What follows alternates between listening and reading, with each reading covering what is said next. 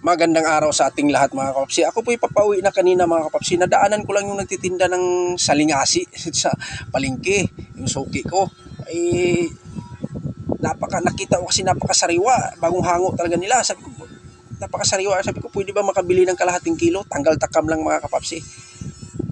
Yun, pinagbigyan niya ako, bumili ako ng kalahati. Yung kalahati, kinilaw ko. Yung kalahati, pinirito ko rin mga kapapsi. Ngayon, tamang-tama, pagdating ko sa bahay, mayroong kanin. Ang kanin namin, kagabi pa to. Ay sabi ko, tamang-tama, sa kinilaw to. Kasi ang pinakadabis mga kapapsi, lalo na pagdating sa kinilaw, mga ganitong klaseng isda, kanin lamig, bahaw mga kapapsi. Yan. Kahit sinong tanungin mo, napakasarap pagdating sa kinilaw, kaning lamig. Tapos may prito pa tayo. Yan o, pati ulo. Buntot na lang maiwan mga kapapsi.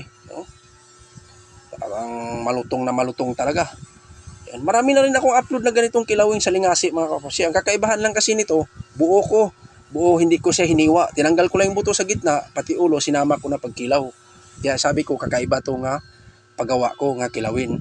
Tsaka yung mga pang-recados natin. Marami tayong recados mga kapapsi. Tingnan mo, napakarami.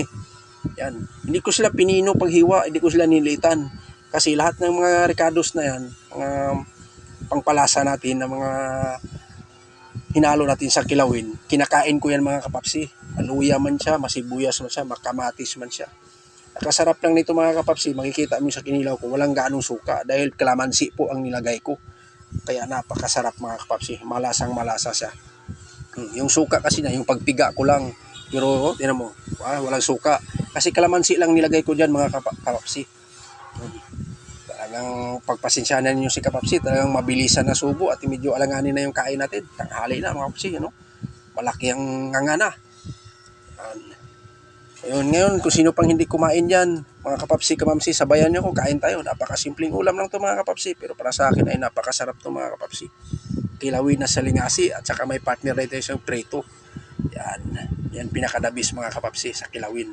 Lalo na pagkanin mo, bahaw, sira talaga yung diet mo dyan mga kapapsi. Napakalasa. At saka ganitong klaseng isda, kaya lagi kong kinikilaw to. Manamis-namis kasi ito sa mga kapapsi, hindi katulad ng ibang isda. Ito kasing salingasi, sa amin sa probinsya, sinasawsaw lang namin sa dagat yan. Dahil manamis-namis to, hindi na siya kailangan pang marami kang recados si halo. Kaso lang, nandito tayo sa Manila, marami nagtitinda ng mga ganitong mga recados. Kaya lalong sumasarap dahil natitimplahan natin sila ng maayos. At ang gusto natin, pwede natin ilagay dyan, lalo na mga kalamansi, yan pinakadabis dyan. Sibuyas, kamatis, yan, siling haba, siling pula. Yun lang po mga kapapsi, update ko lang sa inyo ang aking munting recipe o kilawin na salingasi mga kapapsi. Para lang to sa mga laking probinsya, mahilig sa kinilaw katulad ko mga kapapsi. Hanggang dito na lang ako. See you next vlog. Thank you for watching mga kapapsi, at lagi kong sinasabi, ingat-ingat po tayo. See you next vlog. Bye-bye!